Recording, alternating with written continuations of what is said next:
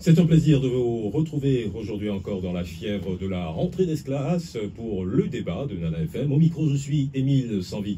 Vous savez, le choix d'une école de formation supérieure est une décision cruciale qui détermine bien souvent la trajectoire de toute une carrière. Alors, comment s'assurer de faire le bon choix, bien choisi pour réussir ses études et sa vie professionnelle? C'est bien sûr le thème qui nous réunit ce matin. Et pour l'occasion, je suis en compagnie de Roger Mifetou. Bonjour. Bonjour Monsieur Sanvi, bonjour les auditeurs, les auditrices, il ne faut pas les oublier. Et voilà, vous êtes expert comptable, mais aussi directeur général de l'École supérieure d'audit et de management, l'ESAM. Merci d'être là pour répondre aux préoccupations de nos auditeurs, lesquels auditeurs peuvent également intervenir sur le 91 09 71 71 ou le 96 61 58 58. Bienvenue dans le débat de Nana FM.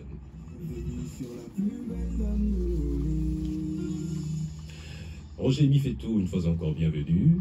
Merci beaucoup. Alors, votre qualité d'acteur chevronné de l'éducation, expliquez-nous tout d'abord l'importance du choix d'une bonne école supérieure pour réussir ses études et sa vie professionnelle. L'importance, en fait, c'est effectivement, le choix est important. On peut faire, il suffit. La scolarité ou bien le parcours scolaire est long d'une façon générale, est long. Donc quand après le bac, bon, vous avez encore 5 ans devant vous et vous pouvez aller plus loin. Donc tout le monde veut devenir, en fait, veut avoir un métier à la fin, veut travailler, veut s'épanouir, donc gagner de l'argent, fonder une famille. Mais le choix doit être essentiel parce que qu'est-ce que vous faites d'abord? Quel type de métier, quel parcours d'abord avant d'aller chercher le métier, quel parcours et comment vous avez été encadré. Parce que si vous avez été encadré, ben bon, mal, forcément, c'est ça qui va déteindre sur vous, sur vos projets professionnels après.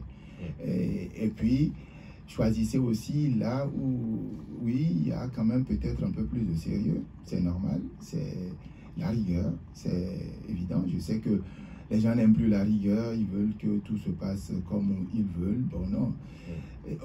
Aucun chef d'entreprise n'a envie de ce genre de personnage. D'accord? Donc, bon, on veut avoir des gens bien formés qui, sur le plan scolaire, ont une tête bien pleine, mais sur le plan pratique, une tête bien faite. Donc, une tête bien faite, c'est-à-dire que tout ce qui tourne autour de la sociabilité donc, de cette personne. Savoir comment il se tient dans un groupe et lui donner aussi la possibilité de s'épanouir, d'être autonome, d'être dynamique et d'avoir une ouverture d'esprit. Parce qu'une ouverture d'esprit, cette ouverture d'esprit est nécessaire, avoir un esprit iconoclaste parce que quand vous arrivez dans une entreprise ou dans une institution, on ne vous demande pas simplement de faire que je sais pas, la comptabilité ou le droit, mais vous êtes d'abord un participant au développement économique et de l'institution, de l'entreprise. Donc à partir de là, mais on achète votre force de travail, vos propositions, votre dynamisme, votre côté éclectique. Et si vous n'en avez pas, bon, c'est bien, on vous dira c'est pas ce qu'on veut. On ne veut pas non plus les enfants des copains, des amis. Un chef d'entreprise n'a pas besoin de ça. Il veut tout simplement, il a un poste à pouvoir. Et ce poste-là doit être rempli par quelqu'un, occupé par quelqu'un, et qui possède le profil nécessaire et qui peut l'accompagner dans le développement de son activité. Donc voilà, c'est des choses aussi, une tête bien faite, une tête bien pleine, et pour pouvoir, bon, le rendre autonome et disponible également pour son employeur. L'employabilité est importante. Donc, quand vous avez fait une formation de ce genre, ben, vous savez, aucun chef d'entreprise n'est bête. Il viendra vous chercher. C'est ce qui se passe chez nous depuis toujours, depuis la création, parce que ça fait partie de nos objectifs, ça fait partie de notre vision, l'employabilité. Et vous pensez que l'école peut offrir toutes ces qualités et ces valeurs à un étudiant? Mais Ça pour se dépend. faire valoir dans une entreprise. Pourquoi on va à l'école? Voilà, c'est ça. En fait, chaque fois qu'on veut faire quelque chose, il faut déterminer les objectifs. Quel est l'objectif final de faire un parcours universitaire ou scolaire? Ben, c'est de travailler après, c'est de trouver du travail, c'est de créer une entreprise, hein, et de fonctionner, de se développer, de s'épanouir, ainsi de suite. Mais comment on le fait? Donc si on ne vous a pas formé, vous voyez, et même le recrutement, il faut l'apprendre. Hein? Il faut l'apprendre. Il y a 10 jours, nous on l'a fait à l'école. Chaque année, pendant 3 jours, c'est un atelier de recrutement. La première journée, on fait un CV accrocheur, un CV efficace, percutant. Et on leur apprend à faire ça. Comment rédiger un CV percutant? Et toute la journée, on fait ça. Le lendemain, on fait la lettre de motivation. Tout le monde écrit: j'ai l'honneur de solliciter auprès de votre haute bienveillance l'octroi d'une place dans votre... Vous voyez? Mais bon, si j'ai 1000 dossiers, j'ai une place, 2 places ou 10 places à donner, mais j'ai 1000 candidats. Et tout le monde écrit: j'ai l'honneur, j'ai l'honneur, j'ai l'honneur. Mais oui, et quelle est la différence? Est-ce que je vais prendre les 1000? Non. J'ai besoin de 2 personnes. Donc si c'est 2 personnes, quel est le signe distinctif? Donc il faut que l'école vous apprenne à faire ça. Après le 3e jour, on a fait des entretiens d'embauche. Donc avec des spécialistes dedans. Donc bon, c'est moi-même qui ai fait. Moi j'ai déjà embauché au moins dans ma vie plus de 300 cadres pour mes clients en Europe. Donc c'est normal. On a tous des capacités. Il y a d'autres personnes, des spécialistes qui sont venus le dernier jour nous rejoindre pour faire cet entretien aux élèves. Donc, une fois qu'on vous fait ça régulièrement, ben, le jour J, vous serez à même, hein, vous êtes libre. C'est pour ça que nous, on a dit dès le départ, on ne trouverait pas du travail à un de nos élèves. Il trouvera tout seul. Parce que la manière dont les forme, c'est une évidence qu'il trouve. Si on parle de 100% d'employabilité, ben oui, ce n'est pas faux depuis que nous sommes là. Et parfois, je n'ai pas assez de monde pour pouvoir pourvoir les demandes des entreprises aujourd'hui à Lomé. Et puis bon, comme on forme bien les élèves, ils trouvent du travail ailleurs et ils s'en vont. Certains sont en Côte d'Ivoire, au Mali, au Niger, Burkina, Sénégal. Et ils ont fait tous notre école. Et puis certains sont aux États-Unis. Ils ont fait tout le parcours de 8 ans chez nous et puis maintenant ils sont... Oui, pour vous, justement, qu'est-ce qui fait la force de l'ESAM comparativement aux autres établissements d'enseignement supérieur de la place? La force de l'ESAM, c'est que, d'abord, moi je suis un professionnel de l'enseignement. Je suis expert comptable commissaire aux comptes, j'ai mon cabinet et je suis, depuis Lomé, avant ma maîtrise, j'enseignais déjà, donc j'aime l'enseignement. Si vous n'aimez pas les gens, en fait, si vous n'aimez pas les gens, vous ne pouvez pas enseigner correctement. Un bon enseignant, c'est d'abord quelqu'un qui a de l'amour pour les autres.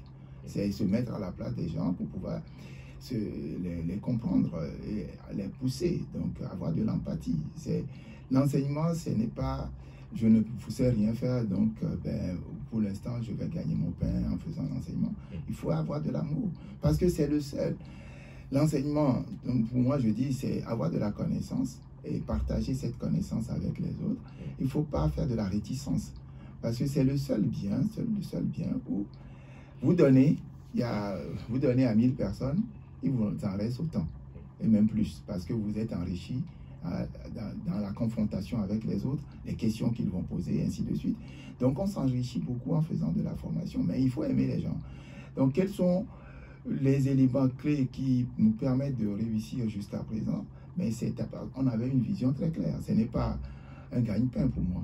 Moi, je ne vis pas de mon école. Je suis expert comptable commissaire au compte. J'ai un cabinet à Paris, j'ai un cabinet à Lomé. Donc, bon, j'ai créé cette école en plus pour prouver qu'on peut faire des études en Afrique et s'exporter. Moi-même, je travaille à l'international. Donc, bon, je ne vois pas pourquoi les autres ne peuvent pas le faire. C'est ce que je sais faire que je peux leur donner. Donc, on cherche plutôt à travailler sur l'excellence. L'excellence, on est passionné par l'excellence, c'est ce qu'on essaie d'inoculer aux jeunes.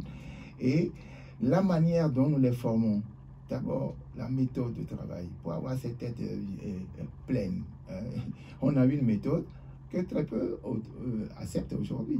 C'est le système de classe inversée. Dès le début, on a pris d'abord dès le début, c'est le système LMD, avant l'université.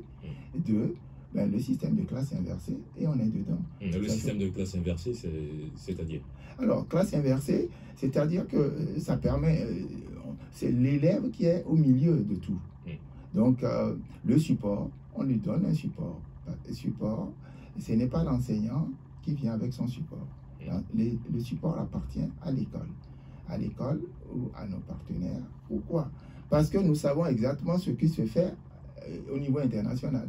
On a fait nos programmes en fonction de l'international, pas forcément en fonction du niveau de Lomé, donc ou du Togo. Mais, et puis des étrangers sont avec nous aussi.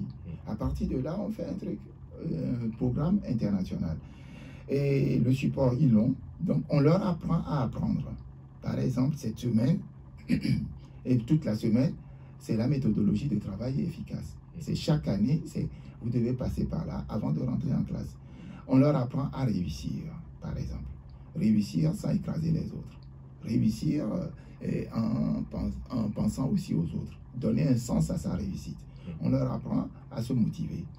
Mais derrière ça, on leur apprend à lire les supports. Comment lire? Comment tirer la quintessence de ce que vous lisez? Même si vous ne comprenez pas, c'est normal, parce que vous n'avez peut-être pas encore tout appris. Mais vous lisez. Et en classe, ça permet en classe de pouvoir dialoguer avec l'enseignant. Alors, quand je dialogue avec l'enseignant, donc ça veut dire quoi? Je sors de ma timidité. J'ai lu, je n'ai pas compris. Donc, monsieur, est-ce que vous pouvez m'expliquer tel truc? On ne fait pas de cours magistraux. Les cours magistraux, ça n'existe pas. Donc, le système de classe inversée, ça permet à l'enfant d'être autonome. On lui donne tout et il va travailler. Et puis, avec l'enseignant, on passe le temps à faire des exercices. L'enseignant doit faire un résumé global, des zooms sur les points névralgiques, les points essentiels, et qu'on doit impérativement maintenir et capter.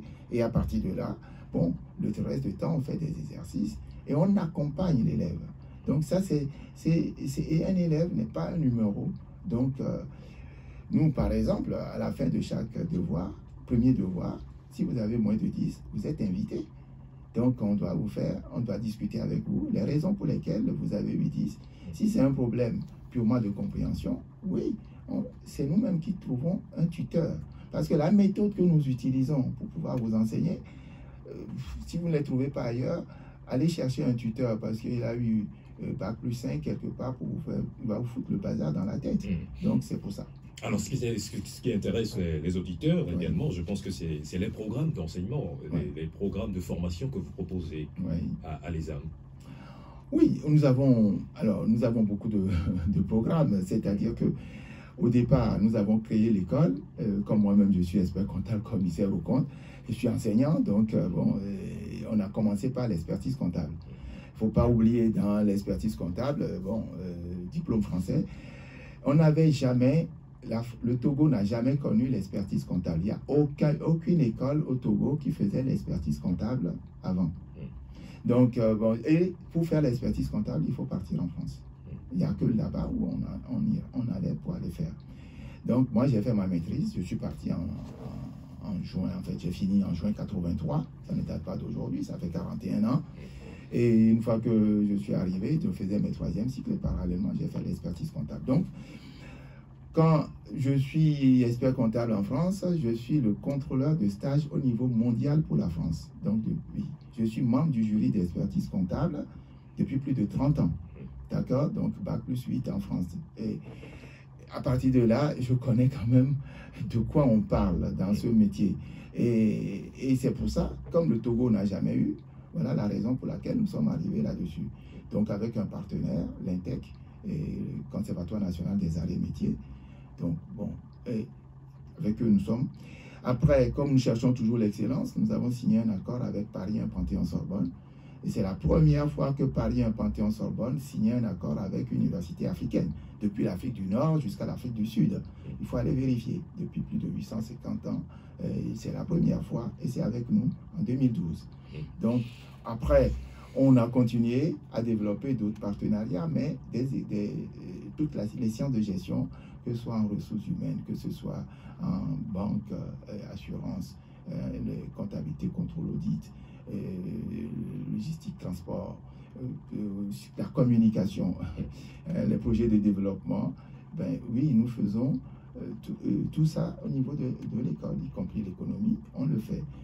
Donc cette année, nous avons rajouté d'autres choses, avec d'autres partenaires, parce que... Et là, c'est des nouveautés. Ça, c'est la nouveauté de cette année, totalement les âmes. Les nouveautés de cette année, c'est d'abord, on fait un bachelor en informatique, donc informatique sécurité, sécurité informatique, parce que vous connaissez tout ce qui se passe aujourd'hui. Alors, on a signé donc, un accord avec Estiam, donc une école française qui fait partie du Collège de Paris, et on travaille avec eux. Donc, on fait encore un autre bachelor également, c'est-à-dire la licence en IA, donc le développement des applications. Bon, oui, justement, le terme bachelor est beaucoup plus employé dans les milieux anglo-saxons. Ouais. Et vous ramenez ça au Togo, qu'est-ce qu'on peut en comprendre? Oui, c'est un diplôme français, mais qu'est-ce qu'on peut en comprendre? C'est très simple.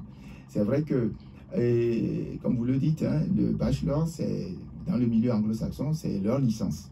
Hein, comme ils ont le master, la licence bachelor. Cependant, en France aussi, on utilise beaucoup le bachelor. Pourquoi? On n'utilise pas souvent la licence et le master parce que c'est des marques déposées, hein, ce que les gens ne savent pas, mais c'est des marques déposées par l'État français. Et donc, la licence et le master ne peuvent se donner que dans les universités d'État français. Et donc, à partir de là, les autres écoles privées, quelles que soient les grandes écoles privées, vous allez voir, ils font du master. Bon, master, et certains pour dire master, pour se différencier, ils vont y mettre le E à la fin, master E. Et puis, pour la licence, ben, ils mettent bachelor, comme pour les anglo-saxons. Donc, c'est ça. C'est pour ça que les écoles privées, si vous voulez signer un partenariat avec eux pour faire la licence, ce serait plutôt le bachelor, parce que c'est comme ça en France, au moins. Alors, quels sont les débouchés pour ces nouvelles filières que vous venez de créer? Alors, les nouvelles filières, on n'a pas fini, mais très rapidement. Donc, en dehors de l'informatique, ben, on fait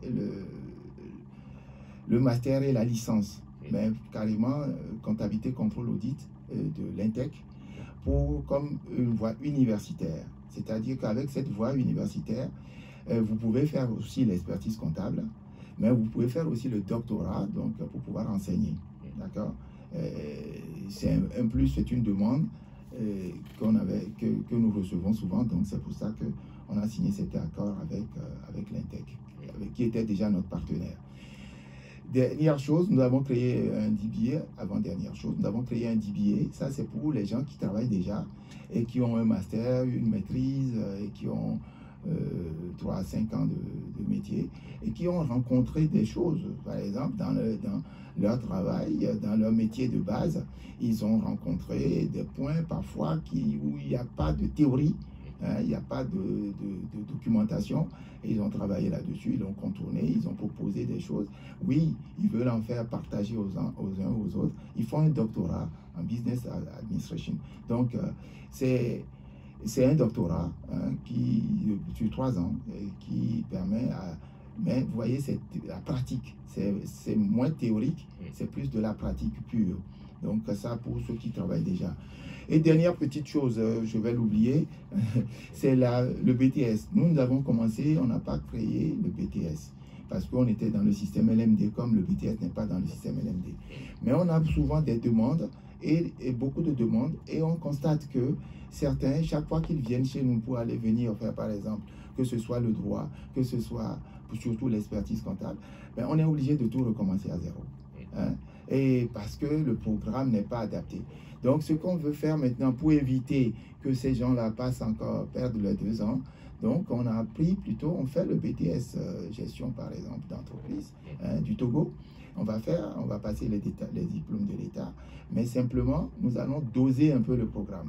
Et pour qu'ils ne perdent plus, ceux qui veulent continuer à faire l'expertise comptable après, ben, ils peuvent faire des passerelles, on peut leur faire des passerelles pour rentrer dans le circuit, pour faire la licence, le master, ou que ce soit en DCG, DSCG ou licence master CCA. Donc voilà, c'est pour atténuer un peu ce que nous avons vu. Sachant quand même que certains l'ont fait. Nous, on a vu des gens qui ont recommencé tout. Aujourd'hui, ils sont experts comptables. Certains travaillent à la BOAD, d'autres en Côte d'Ivoire, d'autres sont au Burkina ici, donc dans les groupes de sociétés. Donc, ils sont tous partis par les âmes. Hein, et certains même sont aux États-Unis avec le diplôme d'expertise comptable française. Alors, nous allons peut-être, après la pause, revenir sur l'intérêt pour les âmes de tisser, de nouer des partenariats avec des grandes écoles ou universités étrangères. Alors, ce sera juste après, nous revenons et nous retrouvons nos auditeurs et auditrices qui auront certainement des questions à vous poser, et ce sera via le 91 09 71 71 ou le 96 61 58 58. À tout de suite.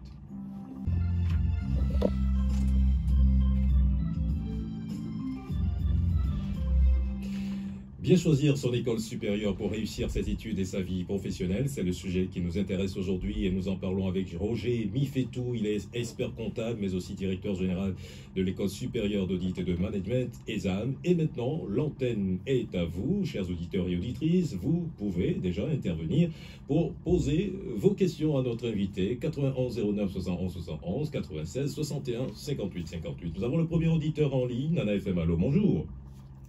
Oui, allô, bonjour. Bonjour, Max. Bonjour, Emile. Bonjour, Max. Bienvenue dans le débat. Ok. Bonjour, monsieur Mifetou. Bonjour, monsieur. En tant qu'enseignant dans le supérieur, j'ai 3 petites questions pour vous. La première, que pensez-vous des notes chiffrées que les enseignants mettent sur les copies par rapport au système anglo-saxon, où les appréciations sont des lettres alphabétiques? Deuxièmement, Max, est-ce que vous pouvez reprendre la question, s'il vous plaît? Ok. Que pense-t-il des notes chiffrées par rapport au système anglo-saxon? Ouais. Par exemple, chez nous aussi, on peut mettre 0 sur 20 sur une copie, ce qui est frustrant. Alors que dans le système anglo-saxon, on met des A, B, C, D. Ça va? Oui, ça peut aller à la deuxième préoccupation. Ok, d'accord. Le système d'enseignement français n'incite pas à la compétition, ce qui fait que certaines personnes traînent cet art dans leur vie active. Si le système français, je n'ai pas compris. Le système français, c'est à peu près une dérivée de la première question. Il y a une compétition qui se fait entre les élèves par rapport, on dit, celui-ci est premier, celui-ci est dernier. Des trucs comme ça. Et pour ma troisième question, pourquoi, monsieur Mifetou, vous ne formez pas directement dans les systèmes anglo-saxons au lieu de faire toujours référence au système français? Merci. Bonne journée. Merci, bonne journée, Max. Avons-nous un autre auditeur? Alors, nous allons déjà répondre à cette question de Max. Voilà, pourquoi est-ce que vous ne formez pas, vous ne vous orientez pas vers le système anglo-saxon? Oui, je ne sais pas pourquoi on doit forcément s'orienter là-dessus. Pourquoi pas? Mais il faut toujours trouver le juste milieu de ce que nous faisons. Est-ce que le système anglo-saxon complètement donne sa plénitude? Je n'y crois pas.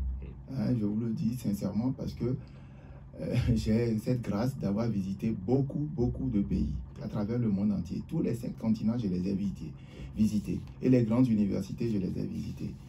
Elles aussi se plaignent parce qu'elles lorgnent sur d'autres préoccupations. Et parfois, le système, ils vont plutôt chercher des systèmes que vous voulez que je quitte aujourd'hui. Donc, vous savez, il faut plutôt faire un patchwork des choses, choisir les bons côtés pour pouvoir former les gens. Qu'est-ce qu'on veut à la fin?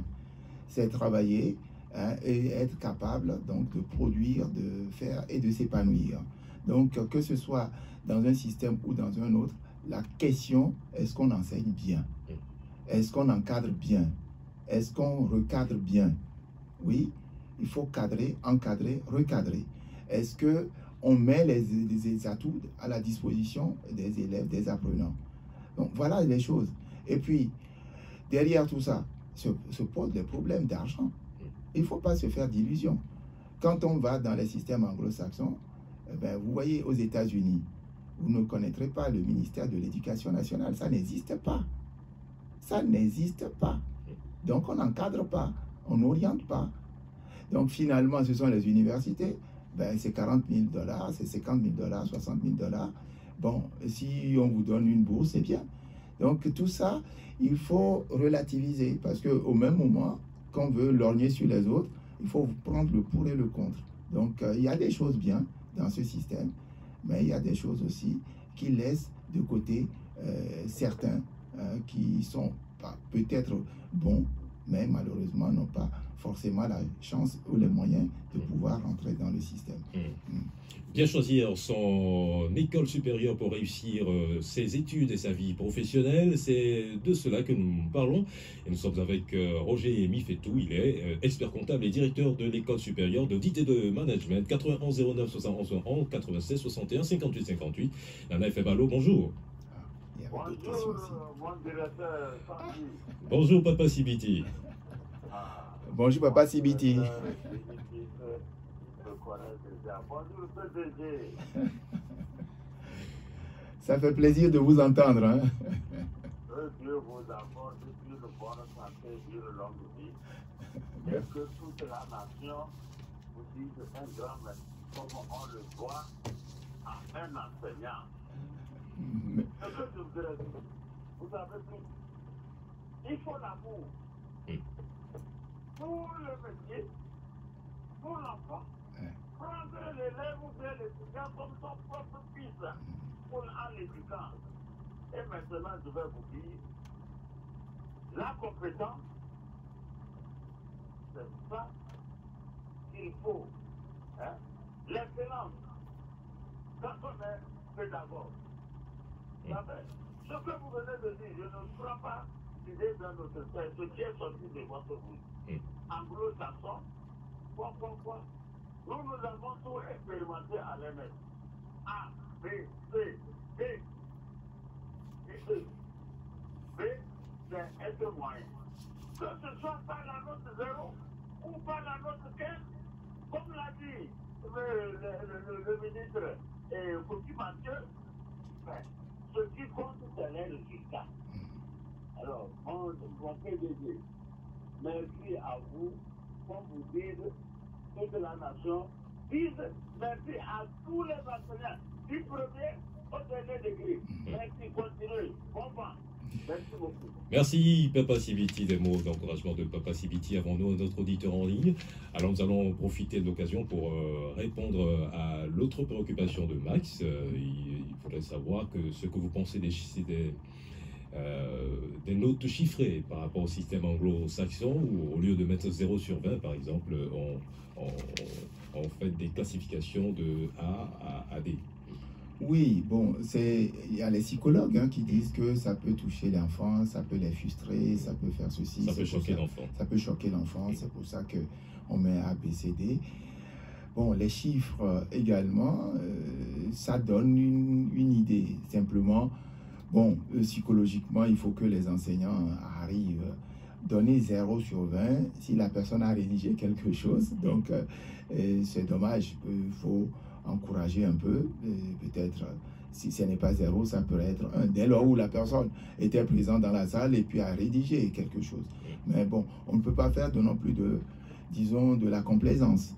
Est-ce que l'élève mérite ou pas? Parce que, attention, c'est le futur qui compte de l'élève. Et le chef d'entreprise ne badinera pas. Et les enseignants sont là pour encadrer, recadrer, comme je le dis. Et donc, à partir de là, c'est à eux de voir comment les choses se passent dans la salle et de donner le meilleur d'eux-mêmes. Dès lors, ils aiment beaucoup les enfants, ils aiment les apprenants, ils vont s'intéresser aux apprenants. Ce n'est pas venir hacher les gens, mais plutôt venir les motiver, leur faire travailler. Nous, on est devenu ce qu'on est devenu parce qu'on a eu des enseignants qui nous ont attirés vers eux. C'est-à-dire qu'on est peut-être excellent dans certaines matières grâce aux enseignants que nous avons eus. Parce que la manière dont ils enseignaient nous faisait que nous avons tellement envie d'exceller dans sa matière, ça nous plaisait. Bon, donc quelque part, aujourd'hui, quand j'entends les enseignants dire ben, « je viens donner mon cours, je m'en vais », ça me choque profondément. Mais vraiment, je ne partage pas du tout cet avis. Et je leur dis d'habitude, hein, il faut aimer pour donner. Donc, l'amour d'abord, les enseignants savent qu'ils préparent l'avenir de demain. Il faut qu'ils donnent le meilleur d'eux-mêmes pour pouvoir y arriver. L'amour pour le métier. Alors, on va maintenant parler un peu de l'intérêt des partenariats que l'ESAM noue avec les universités et les grandes écoles étrangères. Oui, et c'est pourquoi on le fait. C'est pas pour se faire plaisir, parce que de toute façon, ça nous coûte de l'argent. Ils ne nous donnent pas ça gratuitement. Parfois, vraiment, c'est très très cher pour nous. Cependant, nous l'acceptons parce que, d'abord, nous sommes passionnés par l'excellence. Donc, ce que vous ne pouvez pas faire tout de suite, allez chercher cette information-là chez quelqu'un d'autre. D'accord?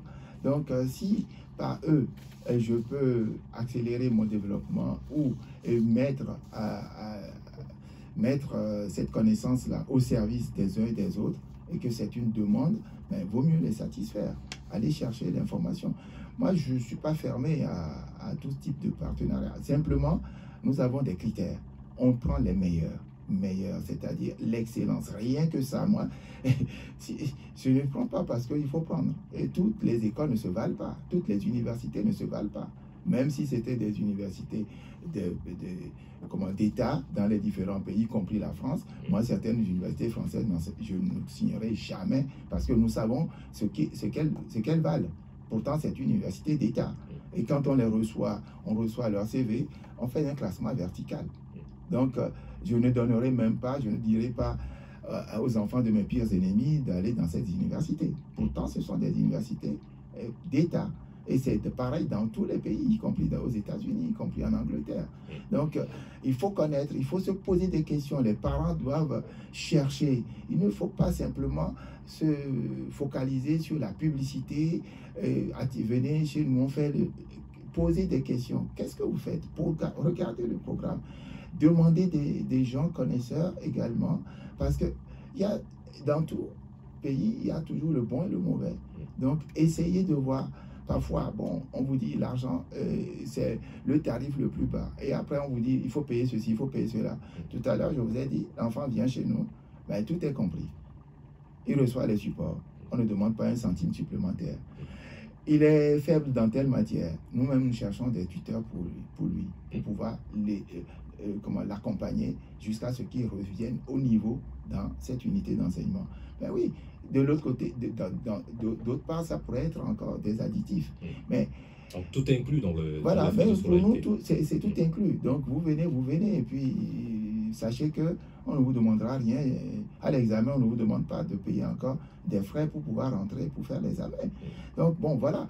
Mais il faut comparer les choses comparables. Et puis, voir tout ce que nous faisons à côté, hein, toutes les activités que nous faisons à côté, pour pouvoir faire épanouir les enfants. Quand on fait le concours d'éloquence, oui, mais c'est toute l'école. Concours de plaidoirie, ça c'est pour les juristes. Quand on fait notre week-end d'intégration, on dit que les hommes travaillent beaucoup, mais on fait beaucoup d'activités. On fait beaucoup de fêtes. On fait les journées portes ouvertes, les journées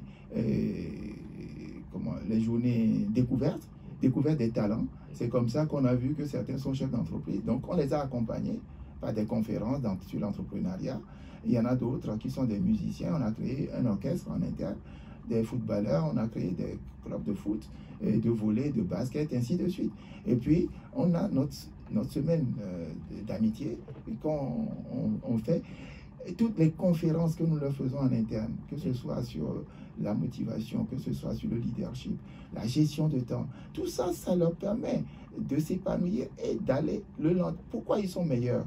Pourquoi les chefs d'entreprise disent que les élèves des âmes, quand on les prend ou on les voit, on sait tout de suite on voit la différence. Mais oui, mais c'est tous ces éléments-là qui concourent. Il n'y a pas que on vient, on va faire le cours et puis on repart à la maison. Non, il y a un écosystème qu'on a mis en place et le social, oui, les RSE, on y va. De temps en temps, je les accompagne, on y va. Les hommes ont donc des partenariats avec des entreprises. Vous proposez vos étudiants aux entreprises en stage. Tout le monde trouve du stage chez nous. Tout le monde trouve du stage. Tout le monde, parce que les chefs d'entreprise en demandent. Et une fois qu'ils ont goûté, ils n'ont pas envie de lâcher. Il y a certains qui sont partis il y a 10 ans, il y a 15 ans. Ils sont partis en stage. Pour faire la licence. Bon, jusqu'à présent, ils ne sont pas revenus parce qu'on les a gardés. Quand j'appelle les dirigeants de ces banques ou bien de ces structures, laissez-nous les enfants pour pouvoir finir et dire, monsieur Mufetou, un tien vaut mieux que deux, tu l'auras. Bon, mais ils trouvent qu'ils sont bons. Aujourd'hui, 15 ans après, ils n'ont pas eu leur licence. Mais ils continuent à travailler et les entrepreneurs trouvent que c'est bon. Bon, encore une fois, c'était l'objectif. Moi, je suis, Dieu merci, vraiment, je remercie le Seigneur pour ça. C'était ma vision et c'est ce qui se passe aujourd'hui. Tant mieux, parce que j'en ai marre. L'école est venue de cette façon-là. Voir des enfants qui ont 16 ans, 17 ans, qui n'avaient pas envie de continuer, qui ont eu le bac à 16 ans, 17 ans, et ils disent qu'ils ne veulent plus continuer parce que je sais que je ne trouverai pas du travail après. Je n'ai pas un parent haut placé qui pourrait me mettre au travail après, non. Et il faut, aujourd'hui, peu importe, tout le monde est représenté chez moi. Certains vont à l'école à 0 francs. Je dis bien 0 francs. Ils ne sont pas de ma famille. Ils ne sont pas de ma famille. Non. Donc, je ne veux pas aller plus loin là-dessus. Mais on fait un concours et on leur donne, parfois, on prend des choses en charge longuement d'après. Mais je ne peux pas tout porter. Voilà, c'est tout ce qu'il y a. Mais on essaye de les accompagner. Et aujourd'hui, quand ils viennent, ils reviennent souvent à l'école. Ils viennent nous voir, nous dire bonjour. Et ils sont bien placés, ils vivent bien bon, de temps en temps. Et ça nous fait plaisir. C'est ça ce qu'il faut. Et dans tous les pays, certains m'envoient toujours. Il y en a une personne qui a démissionné la dernière fois dans un grand cabinet d'audit international aux États-Unis.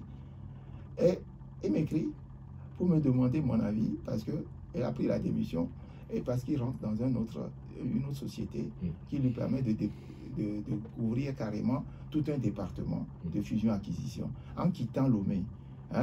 Ayant fait, après son bac, elle est rentrée dans cette école et a fait tout à l'école, a fait son stage d'expertise comptable à l'école, a fait les formations, les 3 ans à l'école, la préparation d'examen, et après est partie aux États-Unis. Oui, dites-nous, voilà. Finalement, quels sont les principaux atouts de l'étudiant qui sort diplômé de l'ESAM?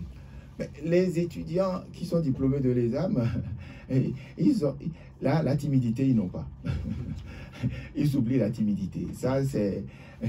On peut vous envoyer des gens. Certains, ils sont venus, on a eu du mal. Quand vous voulez leur donner une phrase de 5 mots, il faut poser 5 questions.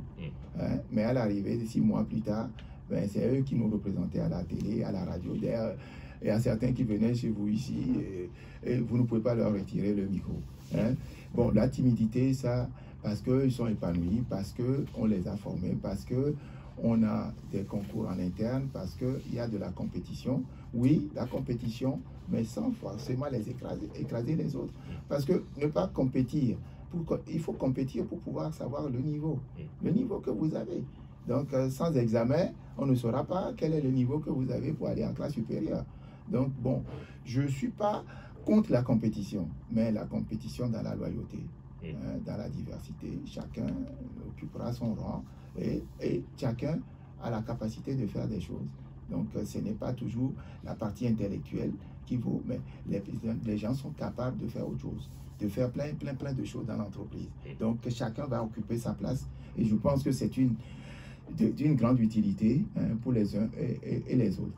Bon, le diplôme que nous avons, ou bien le programme que nous avons, comme nous finissons le programme est déjà dense, forcément la tête, elle est pleine.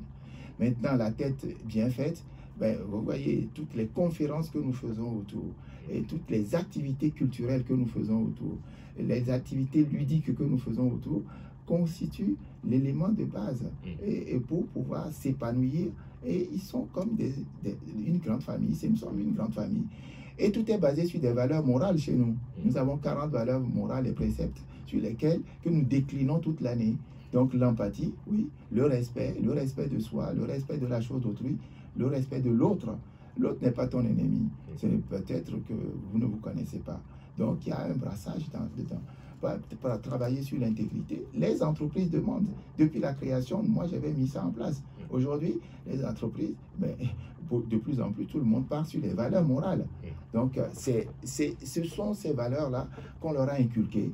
Ça fait que quand ils vont dans les entreprises, mais on a besoin d'eux, on les aime. C'est justement des valeurs qui préparent bien, qui préparent vos étudiants à mieux se faire valoir sur le marché du travail. Totalement, totalement. Donc, et c'est ces valeurs-là d'ailleurs qu'on décline lors des concours d'éloquence. Le concours d'éloquence, c'est pour toute l'école. Le concours de plaidoirie, ça comme c'est pour les juristes. Mais l'éloquence, on fait l'apothéose au mois de mars lors de notre semaine d'amitié. Le WE, le week-end d'intégration, ben pour disons, c'est une période festive, mais ce week-end d'intégration, c'est les âmes qu'il a amené au Togo. Toutes les écoles ont copié.